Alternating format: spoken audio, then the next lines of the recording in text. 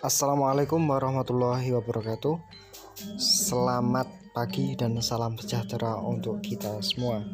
Baik, di sini kami dari kelompok 5 yang beranggotakan Sonia Ika Silviana, Anas Arif Ababil, Naila Arfi Rohma, Misnati Ahmad Taufik Purwanto, Nuri Khairiyah dan juga Aziza Dwi Ulfa Agustina akan menjelaskan mengenai otonomi daerah dan dana desa. Baik, pada hari ini kita akan menjelaskan mengenai otonomi daerah yang memiliki subtopik nantinya, yakni adalah menjelaskan mengenai otonomi daerah, landasan pelaksanaan otonomi daerah, azas-azas otonomi daerah, dan juga prinsip-prinsip otonomi daerah. Untuk itu, untuk teman-teman yang nantinya akan menjelaskan beberapa topik-topik ini, waktu dan tempat saya persilakan.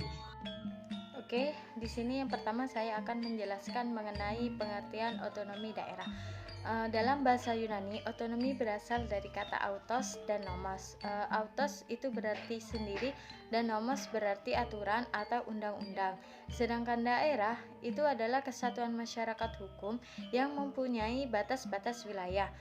Jadi dapat disimpulkan bahwa otonomi daerah adalah kewenangan untuk mengatur sendiri kepentingan masyarakat atau kepentingan untuk membuat aturan guna mengurus daerahnya sendiri. Selanjutnya, menurut pasal 1 Undang-Undang Nomor 22 Tahun 1999 tentang pemerintahan daerah, otonomi daerah adalah kewenangan daerah otonom untuk mengatur dan mengurus kepentingan masyarakat setempat menurut prakarsa sendiri berdasarkan aspirasi masyarakat sesuai dengan peraturan perundang-undangan.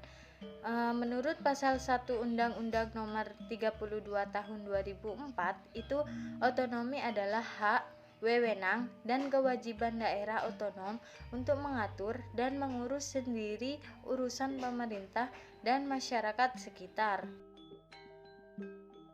Nah, tadi kan ada kata daerah otonom.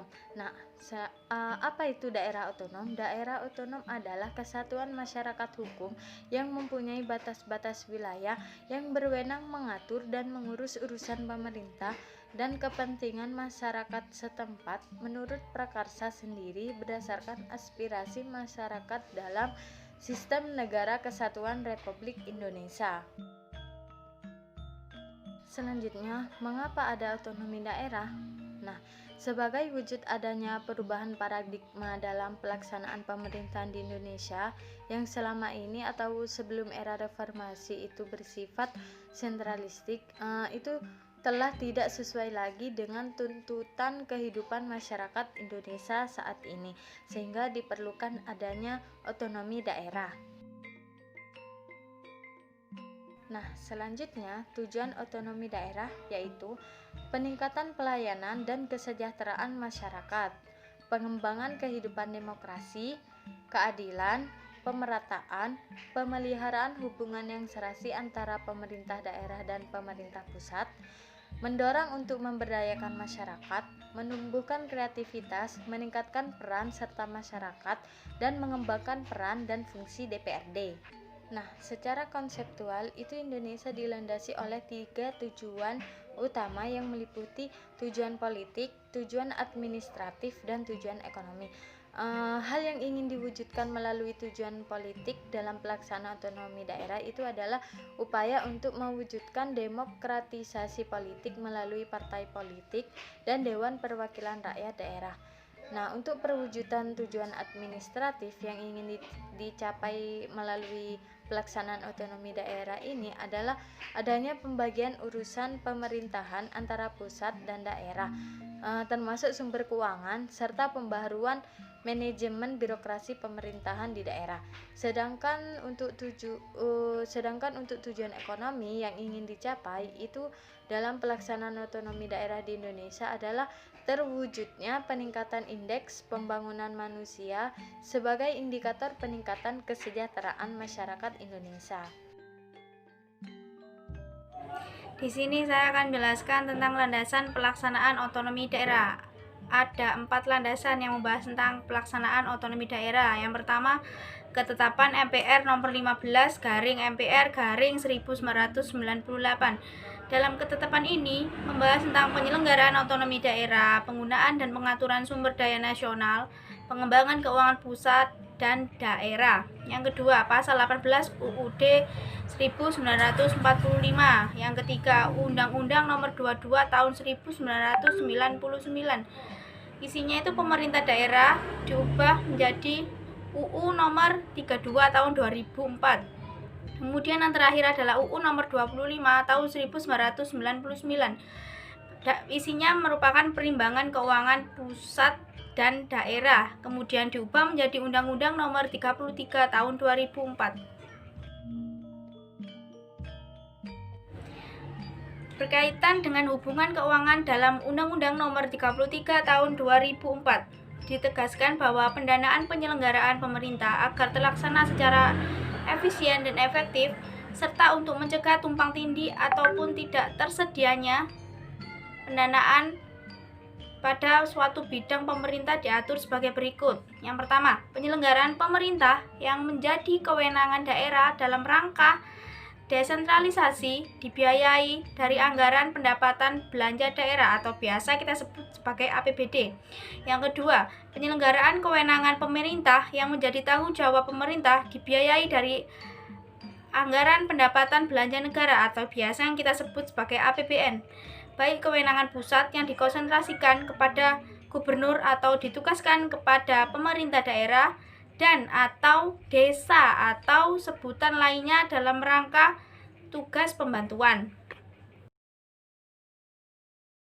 Selanjutnya adalah asas-asas otonomi daerah. Di sini ada 3 asas ya teman-teman. Yang pertama itu asas desentralisasi. Apa sih asas desentralisasi itu ya? Asas desentralisasi sendiri merupakan penyerahan wewenang dari pusat ke daerah otonom untuk mengatur dan mengurus urusan pemerintahan dalam NKRI. Kemudian yang kedua ada dekonsentrasi. Dekonsentrasi ini merupakan pelimpahan wewenang pemerintahan oleh pemerintah kepada gubernur dan atau kepada instansi vertikal di wilayah tertentu. Kemudian yang terakhir adalah tugas pembantu, penugasan dari pemerintah kepada daerah.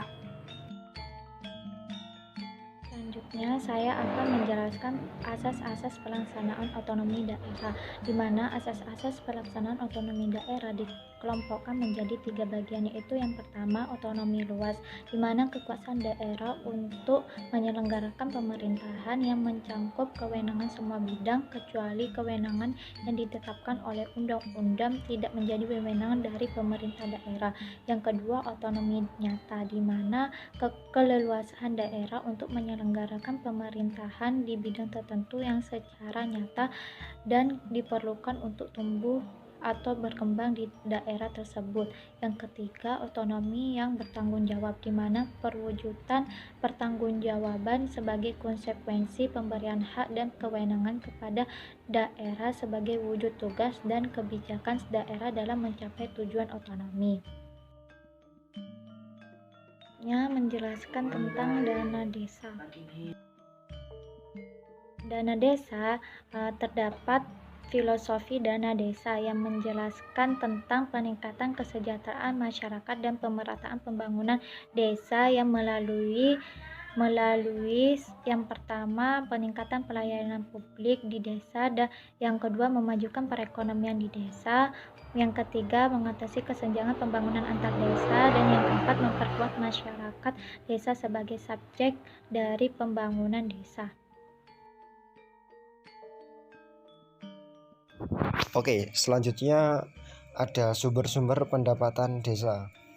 Di sini ada 7 sumber pendapatan di suatu desa. Yang pertama ada PAD atau pendapatan asli desa. Selanjutnya ada alokasi APBN, yang dari mana relokasinya itu anggaran pusat yang berbasis desa, biasanya dari program kerja dari pemerintah. Yang ketiga ada bagian dari PDRD kabupaten kota, biasanya paling sedikit sekitar 10% dari anggaran yang ditetapkan di Musda.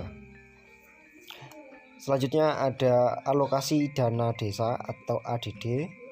Yang kelima ada bantuan keuangan dari APBD provinsi, kabupaten, atau kota. Biasanya sesuai dengan musrenbang. Nah, yang keenam ada hibah dan sumbangan pihak ketiga, biasanya yang meliputi swasta dan lain-lain. Yang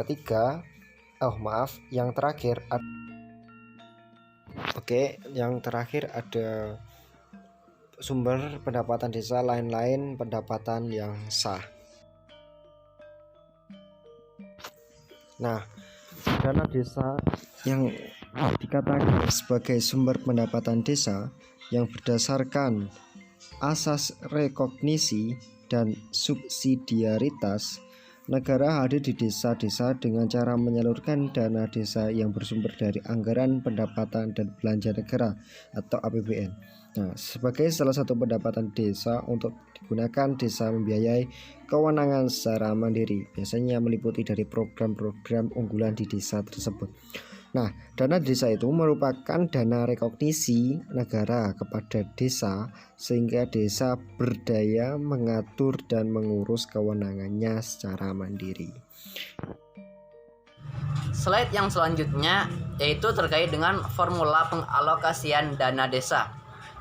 Yang mana dalam formula pengalokasian dana desa ini dibagi dalam 3 jenis. Jenis yang pertama yaitu pada tahun 2015 sampai dengan tahun 2017. Dana desa sebesar 90% dialokasikan untuk alokasi dasar atau pemerataan, sedangkan 10% dialokasikan untuk berdasarkan variabel. Berdasarkan variabel ini meliputi yang pertama jumlah penduduk desa, yang kedua adalah angka kemiskinan desa, yang ketiga luas wilayah desa, dan yang keempat adalah tingkat kesulitan geografis desa. Kemudian jenis yang kedua yaitu pada tahun 2018. Alokasi desa pada tahun 2018 77% dialokasikan untuk alokasi dasar atau pemerataan. 3% dialokasikan untuk alokasi afirmatif, yaitu desa tertinggal dan sangat tertinggal yang memiliki penduduk miskin. Kemudian sisanya yaitu sebesar 20%, yang mana pada 20% ini dialokasikan untuk berdasarkan variabel yang meliputi jumlah penduduk desa, angka kemiskinan desa, luas wilayah desa, dan yang terakhir adalah tingkat kesulitan geografis desa. Kemudian jenis yang ketiga yaitu pada tahun 2019, yang mana pada tahun 2019 ini 72% dialokasikan untuk alokasi dasar atau pemerataan. 3% yaitu untuk alokasi afirmatif, yaitu desa tertinggal dan sangat tertinggal yang memiliki penduduk miskin tinggi. Kemudian sisanya yaitu 25%, yaitu dialokasikan untuk berdasarkan variabel, yang mana berdasarkan variabel ini meliputi yang pertama adalah jumlah penduduk desa, yang kedua adalah angka kemiskinan desa, luas wilayah desa, dan tingkat kesulitan geografis desa. Yang selanjutnya yaitu terkait kebijakan pengalokasian dana desa pada tahun 2020. Dana desa pada tahun 2020 sebesar 72 triliun dari yang sebelumnya sebesar 70 triliun. Dari 72 triliun tersebut, 69% digunakan untuk alokasi dasar atau pemerataan.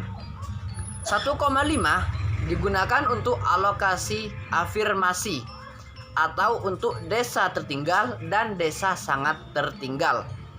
Kemudian 1,5% digunakan untuk alokasi kinerja. Alokasi kinerja itu diberikan kepada desa yang memiliki kinerja baik. Indikator dari alokasi kinerja yaitu yang pertama adalah pengelolaan keuangan desa. Yang kedua adalah penggunaan keuangan desa. Yang ketiga adalah kinerja keuangan desa. Yang keempat adalah pengadaan barang dan jasa dana desa. Dan yang kelima adalah dampak sosial dan ekonomi. Kemudian sisanya yaitu sebesar 28%. 28% ini digunakan untuk alokasi formula. Alokasi formula ini meliputi yang pertama, jumlah penduduk desa. Kemudian yang kedua adalah jumlah penduduk desa yang miskin. Yang ketiga adalah luas wilayah desa. Dan yang keempat adalah indeks kemahalan konstruksi. Oke, selanjutnya saya akan memaparkan sedikit materi tentang arah kebijakan dana desa pada tahun 2019 dan tahun 2020. Pada tahun 2019 sendiri, arah kebijakan dana desa adalah meningkatkan pagu dana desa yang mana semula adalah 60 triliun menjadi 70 triliun pada tahun 2019. Dan reformulasi pengalokasian dana desa sendiri adalah dengan mengurangi proporsi alokasi dasar yang mana semula adalah 77% menjadi 25% pada tahun 2019 dan tetap memberikan alokasi afirmasi pada desa tertinggal dan desa yang memiliki jumlah penduduk miskin tinggi yakni sebesar 3% dari total pagu dana desa sesuai APBN 2019.